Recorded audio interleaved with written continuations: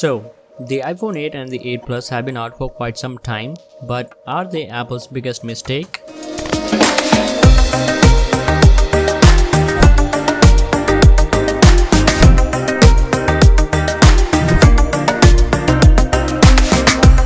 Well, I wouldn't exactly call it like that. Instead of calling it the 8 or the 8 Plus, Apple could have easily named them as 7s or 7s Plus, because there are not much differences between the 7 and the 8 series.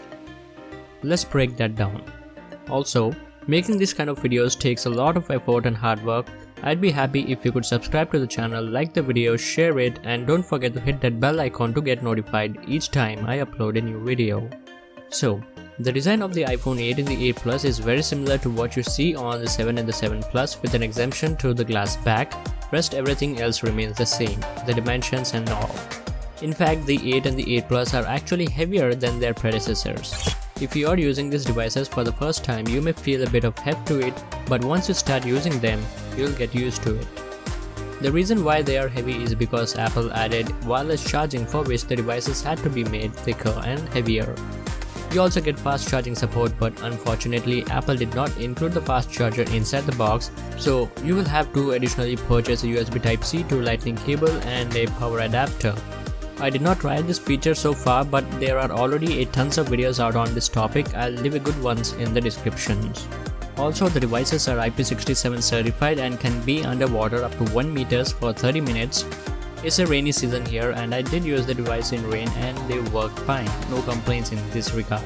The display on the other hand also remains the same as we saw on the 7 and the 7 Plus, with an addition of a True Tone display, which I personally feel didn't make much of a difference, at least to me. It has the same resolution, same PPI, same screen size. Well, it's a Full HD screen and it's quite good, nothing is bad about it. The IPS screen makes the colors look more true to life, but at least I would have loved to see more changes in the display. Sure, we are getting an OLED panel on the iPhone 10, but hey, there is always some room for improvements. What I personally loved about these devices are the speakers, and boy oh boy, they're so good. Technically, they are 25% louder than the 7 series on paper, but in reality, they are louder, crispier to be specific, and I love them.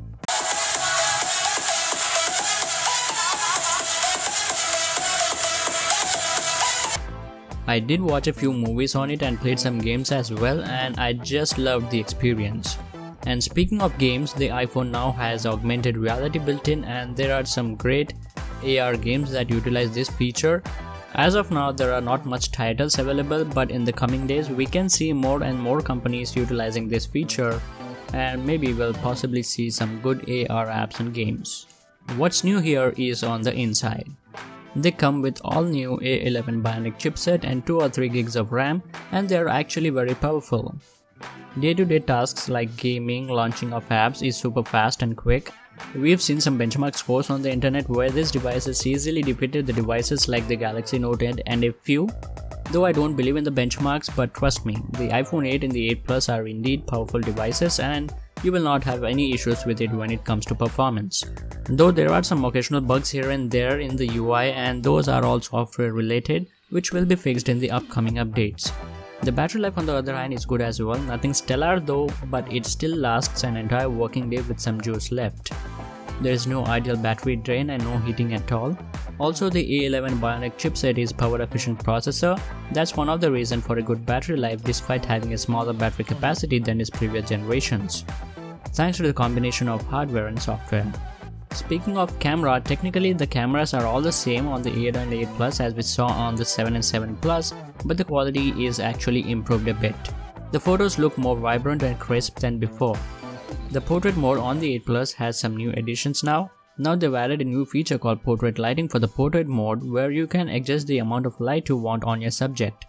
It has 4 different lighting modes, and one of them being the stage light, where the camera will highlight the subject, making the background black. But this mode as of now is in beta and is not accurate, so there may be few hiccups here and there, but the upcoming updates will improve it. As for the video recording goes, you can now record 4K videos at 60 frames per second and Full HD videos at 240 frames per second, which is insane if you love taking slow motion videos.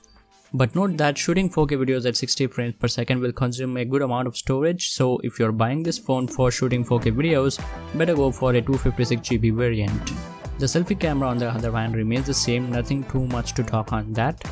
Overall, the iPhone 8 and the 8 Plus are one of the best phones, but if you already use the iPhone 7 or 7 Plus, there is no need to upgrade because they are almost the same. But if you're using some older generation iPhones, you can go for it. Most of the people will see the iPhone 8 or the 8 Plus as an upgrade when compared to what they are using at the moment, so I was a bit disappointed with Apple here. But you see, Apple does what it wants. However, the iPhone 10 is right in the corner and you can expect some good things from it. Also a hefty price. So what happens to the iPhone 8 and the 8 Plus when the iPhone 10 shows up? Will you still buy them? Let me know your thoughts in the comment section below. With that being said, I'm signing out and I'll catch you all in the next one.